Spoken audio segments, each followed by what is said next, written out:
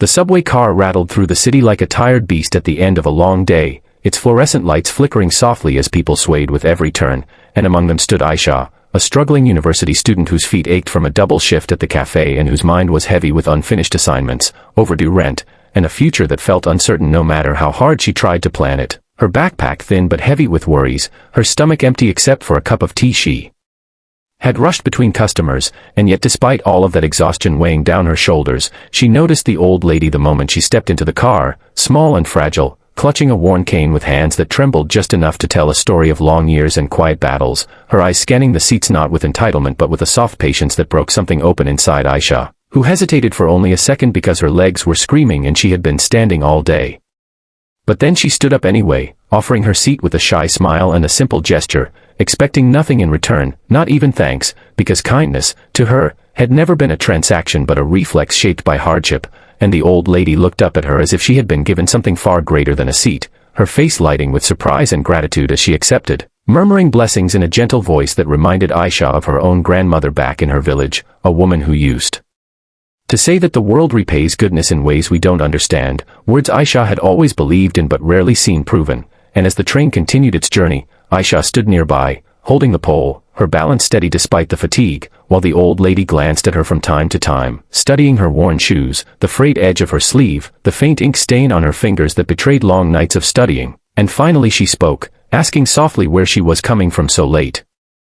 And Aisha answered honestly, telling her about the cafe, about her scholarship that barely covered tuition, about the part-time jobs she juggled to send a little money home, not complaining, just explaining, and the old lady listened with an attentiveness that felt rare in a city where everyone rushed past one another, nodding slowly, her eyes moist, as if each word settled deep into her heart, and when the train slowed at the next station, a young man sitting across from them removed his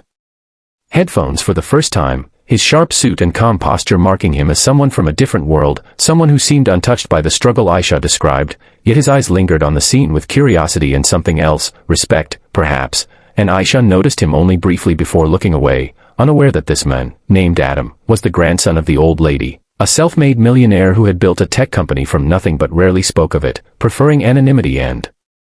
silence, and as the train rolled on, the old lady reached into her bag and pressed a small wrapped candy into Aisha's hand, smiling as if offering treasure, and Aisha almost laughed at the simplicity of it, touched in a way that surprised her, because in that moment she felt seen, not as a struggling student or a tired worker, but as a human being whose kindness mattered, and when her stop finally arrived, Aisha stepped off the train, waving politely, her mind already drifting back to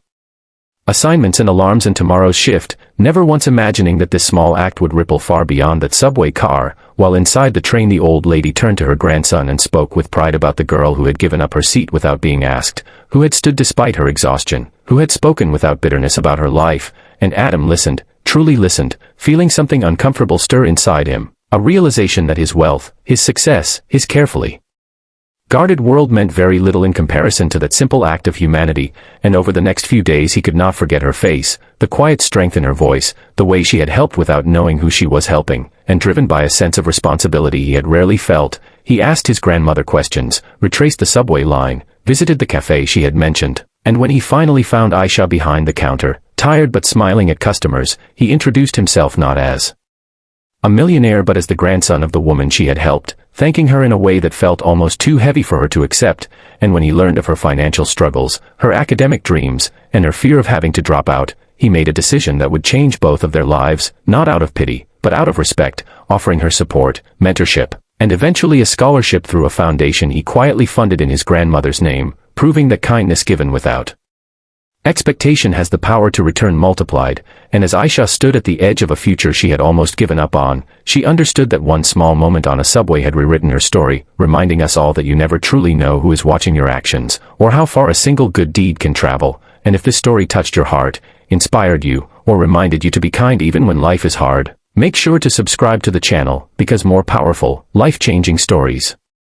like this are coming, stories that prove kindness is never wasted and humanity still wins.